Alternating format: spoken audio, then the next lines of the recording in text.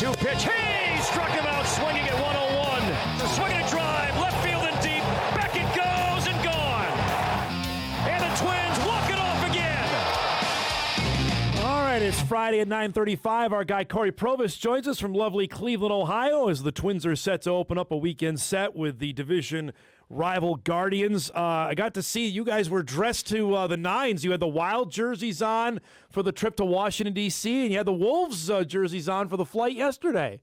And we might add the Frost here pretty soon. Nice. Seriously, we might to the Frost, and they're dominant so far in the professional women's hockey league. So I hope we add them as well. But it's been fun, and the Wild. I haven't put a hockey sweater on. I have a Duncan Keith Blackhawks jersey. Nice. Wow. I think I wore that to a Wild game. I went with my wife. This is a great story. I went with my wife first or second year we moved to Minnesota. Went to a Wild Blackhawks game, and I put nobody knew who I was, so I put my Duncan Keith sweater on. But I think this was like the second hockey game she's ever seen. So we had good seats, and there was a little scrum in the corner. And being the teacher that she is, she's like, no.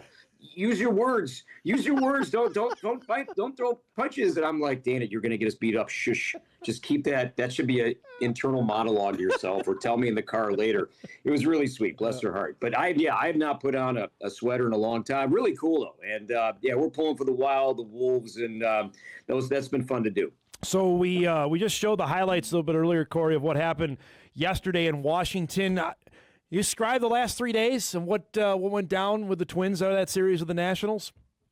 Yeah, I think obviously a good win. The offense was clicking. Everything looked good going back to Tuesday. And then Wednesday, it was just a clunker of the game. And we've seen that script sadly play out where, it gets to the bullpen and it just goes from a close game into a lopsided affair. We've seen that one before. And then I thought yesterday was just an ugly game. And I think Shelty said as much post-game, that it was not a pretty day of Twins baseball with the outs made on the bases. Yes. And then the misplaying right. Even the challenge that didn't go their way, and that was costly because there was a play in the bottom half of that seventh inning where maybe the Twins have a challenge and they could win a call at first base, and who knows, that inning plays out differently. So it just wasn't a pretty day. Sims struggling in every possible way right now. There's really not much you could say more than that. And I thought, Bailey had that was the one time, and he's been amazing where. What does velo give you? It allows you to make some mistakes. And when you don't have 95, 96, you have to be so precise, and he has been. That's why he's been so amazing to watch, because he's been keeping the ball off the barrel. Well, the Nationals made some adjustments, and the contact certainly picked up the second, third time they saw him on Wednesday.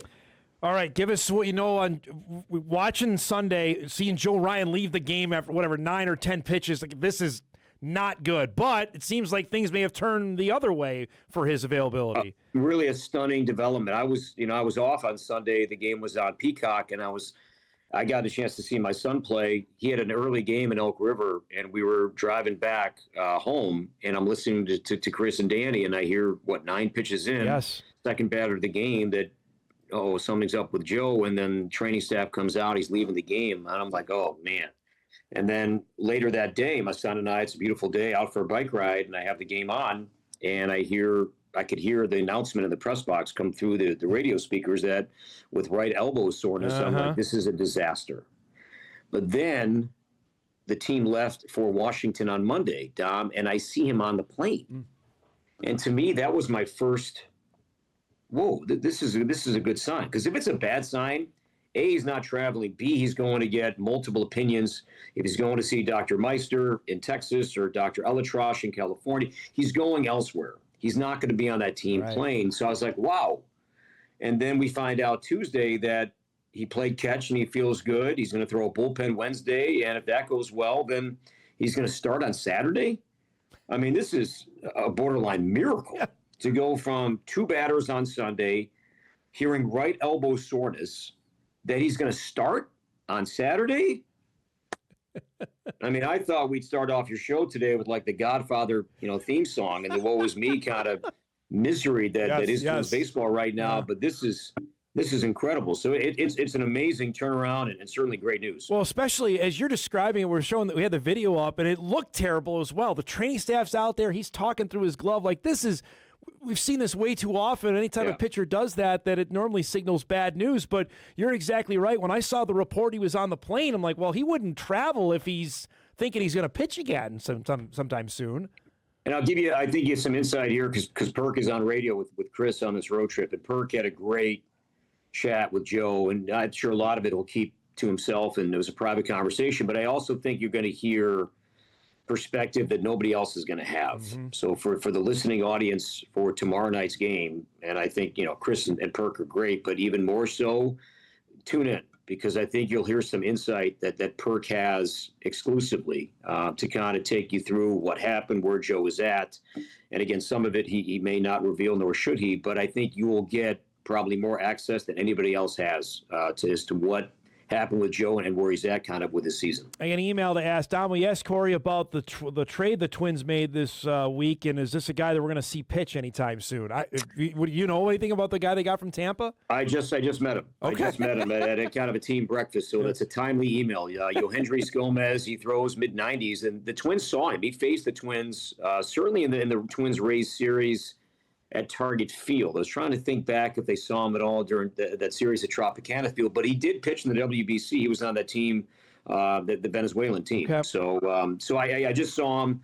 So it sounds like John Klein got optioned out. So it seems like Gomez will take his spot. I just think it's it's a bullpen that needs some velocity.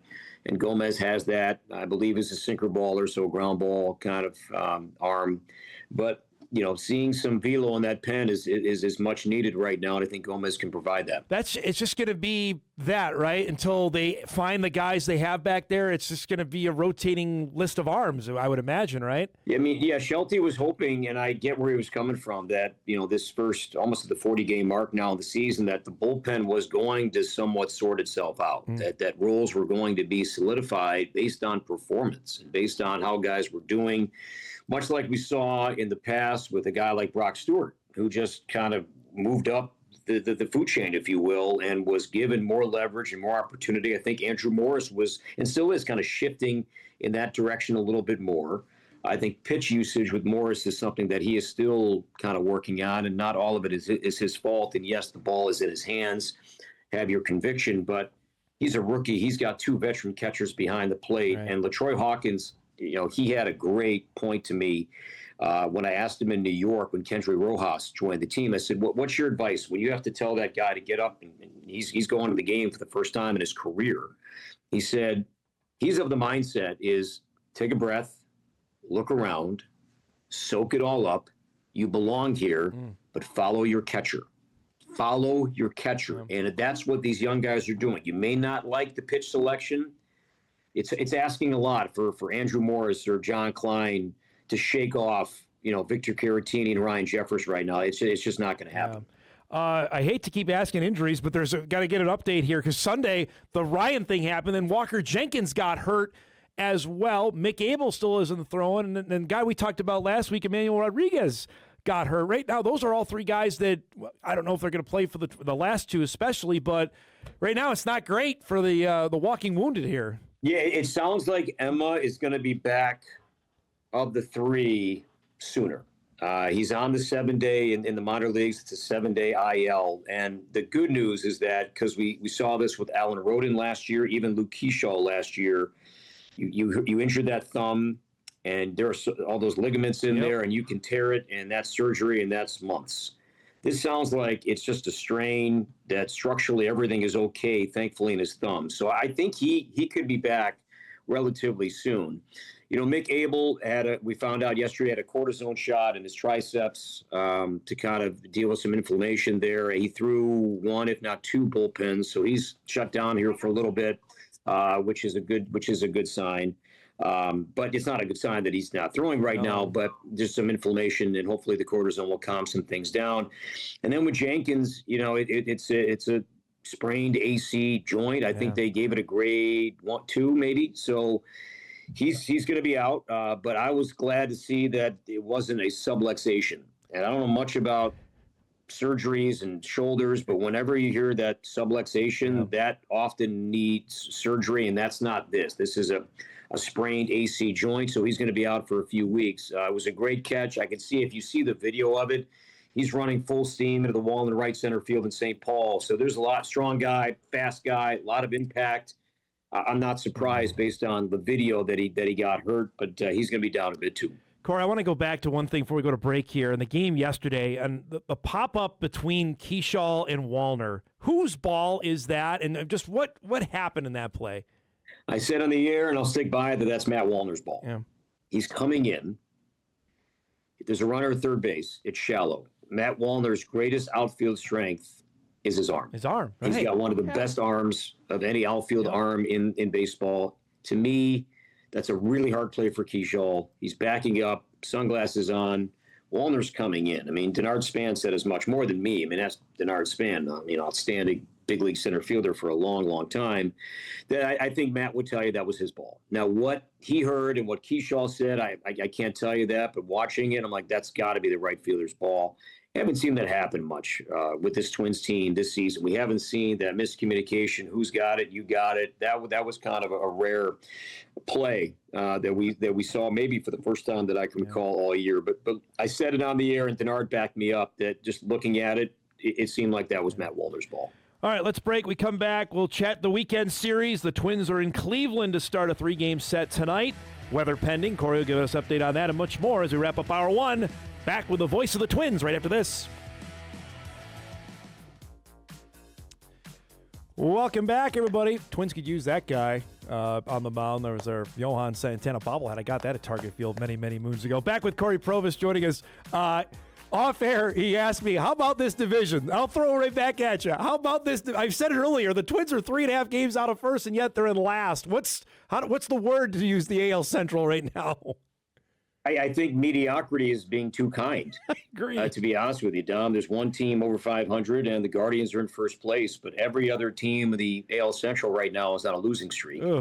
It's stunning. I don't know what to make of it. I thought the Tigers, entering the year were the favorite, but they are decimated by injury, and the latest being Tarek Skubal. Yeah. I believe that the Tigers and the Astros are tied with the most players on the Major League IL at 14.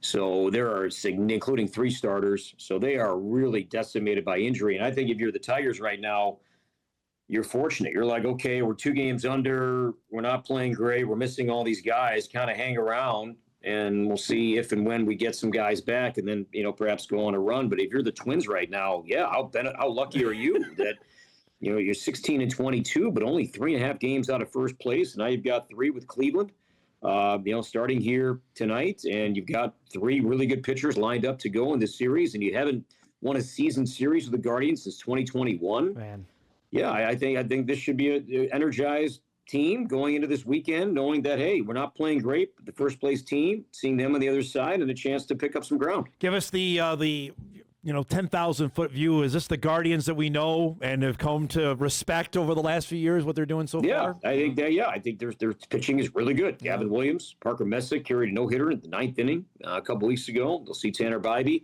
on Saturday. And Jose Ramirez plays every day and rakes. It's just – and now there's some young guys, too, that we haven't seen before. And Travis Bazzana, former first-round pick. Chase DeLauder, former first-round pick. These are – guys the Twins haven't seen in the past that are getting opportunity right now. And DeLauder got off to an amazing start. He made the team out of camp, and he was a home run, extra base hitting machine to start his big league career. There's going to be some new names, some familiar names that we've seen here. But, they've had the Twins number. We know how close these games often are, and the Guardians seem to walk off the Twins multiple times a year. But, a question I'm going to ask Derek Shelton, if not for tomorrow, but for Inside Twins on Sunday, if he, did a deep dive into Cleveland and as to why they've been so good and they've been so good against the Twins in recent years. And I get there's some fluky aspects with baseball, and that's why we love the game. But study your rival. I mean, what are they doing, and how are they building a team, and what is their strength? I mean, what are we missing when we match up against them for 13 times? That outside of a couple of years ago, when it was, I think they played 13, the Twins won 6, so that was close. But there have been some lopsided years here recently where it's been all Guardians in this head-to-head series. So I wonder if he and the staff maybe looked into that a bit more. I missed this, Corey, back on the Tigers, on the Scooble thing. Is it serious or is it it's elbow surgery, so it can't be elbow surgery. Yeah, that's a big deal. I mean, John Heyman had a note yesterday from MLB Network that, it was one loose body, so one loose bone chip that was removed from his elbow. And I guess the timetable was 4 to 6 weeks. And maybe Heyman said it'll be earlier than that. He's a free agent. Yeah. Scott Boras' client. I don't know how much of this is spin or what. I just know he had elbow surgery, and let's just, it's surgery. Yep. So to say, he's going to be back in a month, that would be a miracle if he's back that soon. But it's also risky, man. I mean, you are the number one pitcher in the game. No doubt. Yep. Why would you rush it? Why would you want to do anything to put yourself in harm's way and impact what could be the biggest contract ever given to a pitcher in free agent history? Right. So I can't imagine why they'd want to rush this thing. And namely, I don't think Boras will let him. I mean, right. Because he's going to have a lot of say in this, whether you like it or not. The most powerful agent in the game is going to have a big time opinion on this and how this plan is going to go moving forward. Twins play 6 o'clock tonight, 5 o'clock tomorrow, and then 12:30 on Sunday. Tonight's on Apple TV, so you have the night off, correct? I have the night off. It's supposed to rain here today and tonight, so that might impact the game. But I've never been to the Rock and Roll Hall of Fame, and I've seen it, and I've told myself off days, what have you, you'll get there eventually, and tonight might be the night. Because I know there's Pearl Jam's in the Rock and Roll Hall of Fame, so I'm sure there's a cool Pearl Jam exhibit in there that I would enjoy. So this may be the day when I finally say, you know what?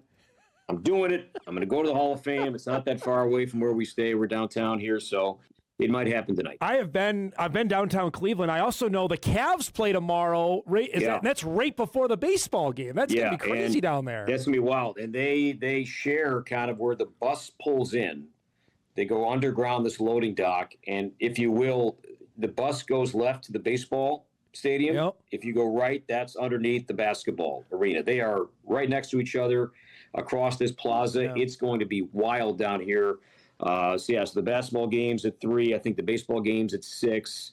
So it's going to be nuts down here, and there's some construction going on down here. So I'm glad it's not that it's an easy walk if you want to do it. And so it's going to be pretty wild down here tomorrow night. Hey, I want to end with a non-baseball question. I want to tap in your college basketball knowledge. That the announcement came yesterday that the tournaments are going to go to 76 teams. So give me your thoughts on that. I can see already. What do you make of it? I hate it. Yeah, I hate it. Part of the fun for me is the bubble and who gets in, who doesn't get in. I think this is going to cater again to the major Power 4, Power 5 programs. And now you can say that this might allow normally, historically, a one-bid league and just that conference tournament champion. This might be okay because normally that's how it works. You have this dominant season, but then you lose in your conference tournament semifinal or championship game. And all the hard work, all the success you had, and then you don't get the reward. Maybe this does open up an extra spot or two, but I still think that's going to reward getting back to mediocrity. I think there's going to be a lot of mediocre Power 4, Power 5 teams that are going to find their way in despite poor records. I didn't even like when they went to 68. Yeah, I like 64. Those playing games, they don't do much for me. I liked it. Why would they mess with it? It's so good. It's I think I've told you, it's my favorite sporting event every year. I love March Madness, and I just think they're opening things up and getting away from what was truly a perfect event where you had David and Goliath, and every once in a while David got a chance to win. Yeah. Yep. And you see that twice, right? 16 beat a 1, or they're 15 beat a 2, and they play 10 times. That's not going to happen too often, but that one time it may, and it might, and I love that. So I wasn't a big fan of that, and I'm sure it's great for the Big Ten, and I work for the Big Ten Network, and it will, I think, reward those other conference teams that are flirting with 500 to find their way into March Madness. Great stuff as always, bud. Have a great weekend. If you get to the Rock and Roll Hall of Fame, enjoy it, and we'll talk next week. Okay.